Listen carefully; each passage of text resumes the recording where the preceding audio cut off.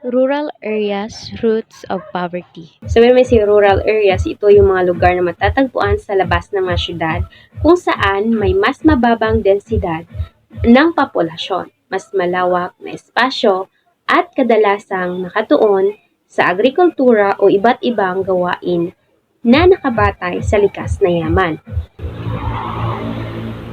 Despite the increase in gross national product, or GNP, poverty is still prevalent and even increasing. So, ibig sabihin sa kabila ng pagtaas ng gross national product, or GNP, ang kahirapan ay patuloy na umiiral at lumalala pa. The majority of people living in absolute poverty, around 85%, reside in rural areas. So, ibig sabihin, ang karamihan sa mga taong nabubuhay sa lubos na kahirapan, mga 85% ay naninirahan sa mga rural na lugar. Conventional rural development programs are unlikely to significantly improve the living conditions of the poorest individuals. So, ibig sabihin, malabo na ang mga karaniwang programa para sa pagpapaunlad ng mga rural na lugar ay magdulot ng malaking pagpapabuti sa kalagayan ng mga pinakamahirap na individual. The root cause of rural poverty and hunger lies in the unjust economic, social, and political structure. Ibig sabihin, ang pinagmulan ng kahirapan at gutom sa mga rural na lugar ay matatagpuan sa hindi pagtaas ng ekonomiya, social at political na istruktura. Wealth in agriculture countries is concentrated in the hands of a few individuals who owned land. So, ibig sabihin, ang kayamanan ng mga bansang pang-agrikultura ay nakatuon sa kamay ng iilang individual na may-ari ng lupa. Technological and development programs tend to benefit the already wealthy while the poor remain in extreme poverty. So, ibig sabihin na karaniwan, ang mga programa sa teknolohiya at pagpapaunlad ay nakabenepisyo lamang sa mayayaman habang ang mga mahihirap ay nanatili nasa malalang kahirapan.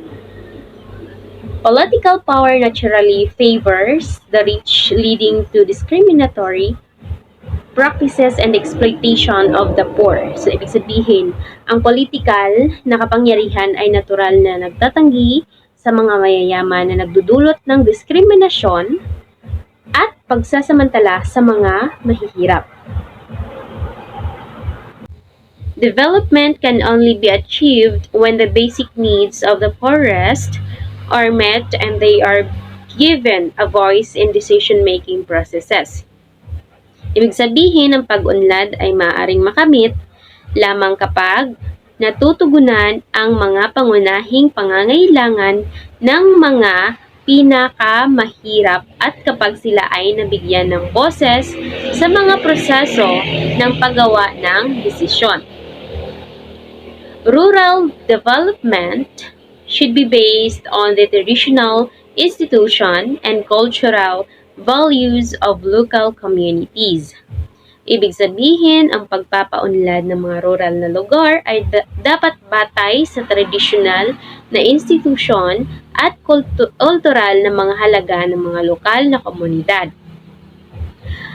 Farmers' organizations are often suppressed in many countries, preventing them from improving their livelihoods. So, ibig sabihin, madalas na pinipigilan ang mga organisasyon ng mga magsasaka sa maraming bansa na nagpapahinto sa kanila na mapabuti ang kanilang kabuhayan. Small farmers and sharecroppers must unite to secure a better future for their children. So, ibig sabihin, ang mga magsasaka at mga sharecropper ay dapat magsama-sama upang makamit ang mas magandang kinabukasan para sa kanilang mga anak. And planning should be done from the bottom bottom-up, involving the active participation of local communities. So, ibig sabihin, ang pagplano ay dapat gawin mula sa ibaba pataas na kasama ang aktibong partisipasyon ng mga lokal na komunidad. Top-down planning often neglect the needs of the majority and benefits only the privileged few. Ibig sabihin, ang pagpaplano mula sa itaas pababa ay madalas na hindi pinagtutuunan ng pansin ang mga pangangailangan na karamihan at nakabenepisyo lamang sa ilang prevail.